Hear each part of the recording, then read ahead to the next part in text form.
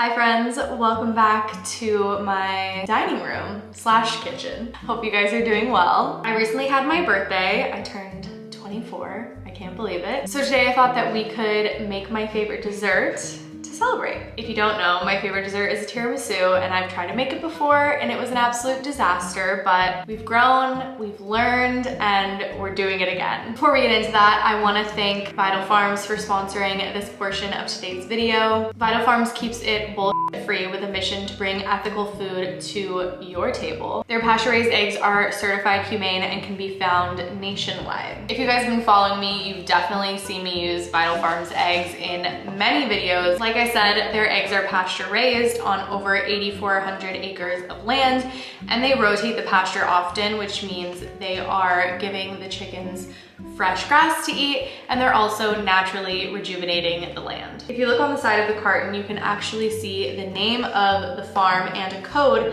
that you can enter at vitalfarms.com/farm, and they'll give you a 360 view of the pasture. They started as a single family farm, and now they work with about 300 family farms. They're a certified B Corporation with a mission to improve the lives of people, animals, and the planet through food, which we love. You guys know how picky I am about my ingredients, and I love Vital Farms so much. I've, like I said, been eating them for years, so I've done almost everything you can do with an egg. Scrambled, fried, poached, use them to bake. The quality truly makes a difference in the taste, and that's why I eat these eggs. I even got my roommate hooked, and now these are the only eggs that she eats as well. If you guys want to learn more about Vital Farms and find out where you can buy them near you, go to vitalfarms.com/bsfree. Thank you so much to Vital Farms for sponsoring this portion of the video. Now let's get on with the recipe. I'm getting this water up to a simmer.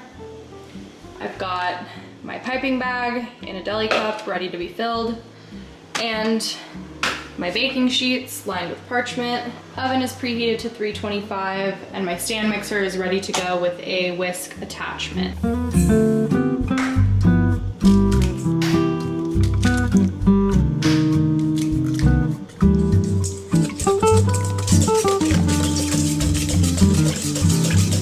Turn this water to like a simmer. I'm gonna place that on there and just continuously whisk until we reach 160 degrees.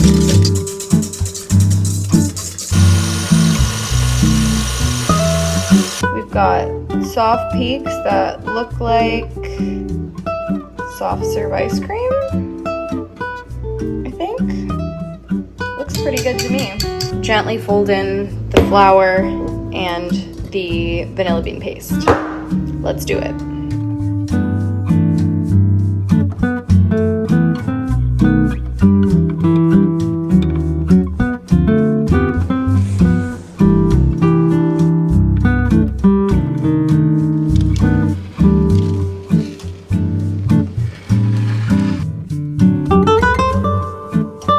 Round one is almost done in the oven. I'm gonna dust these remainders with a healthy amount of powdered sugar.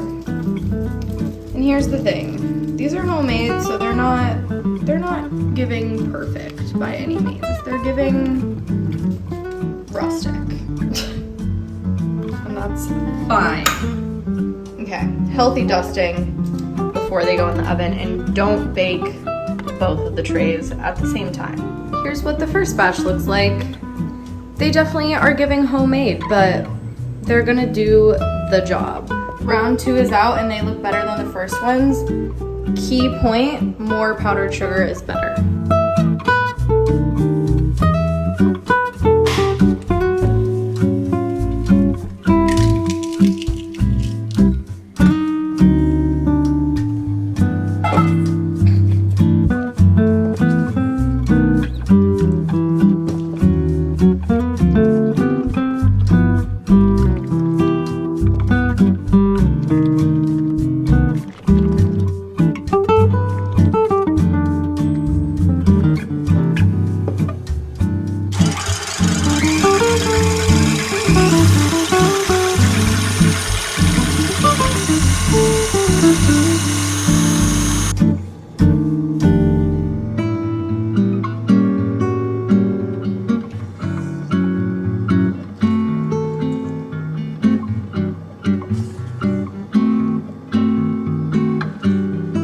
here we are. Coffee, homemade ladyfingers, mascarpone mix, tray. Take the ladyfinger. We're gonna do a little dipski. Okay, and repeat.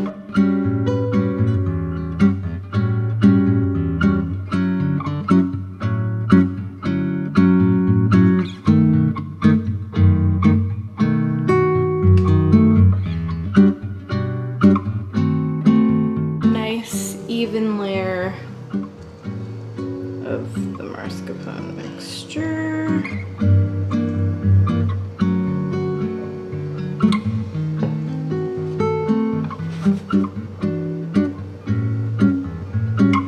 Don't have enough ladyfingers, so we're just gonna make it work and